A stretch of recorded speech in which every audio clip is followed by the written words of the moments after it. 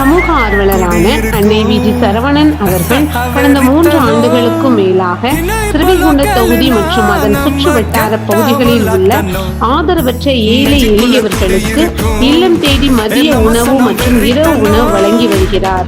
இந்நிலையில் தமிழக வெற்றிக் கழகத்தின் ஐம்பெரும் கொள்கை தலைவர்களில் ஒருவரான சமூக ஆர்வலர் அஞ்சலை அம்மாளை கொள்கை தலைவராக அறிவித்ததன் ஏற்பால் தமிழக வெற்றிக் கழகத்துடன் இணைந்து தமிழக வெற்றிக் கழக தலைவர் தளபதி திரு விஜய் அவர்களின் ஆசையுடன் கழக பொதுச் செயலாளர் அண்ணன் என் ஆனந்த் அவர்களின் வழிகாட்டுதலின் படியும் 1000வது நாள் மதிய உணவு மற்றும் இரவு உணவு திட்டத்தை தமிழக வெற்றிக் கழகத்துடன் இணைந்து வழங்கி வருகிறார்.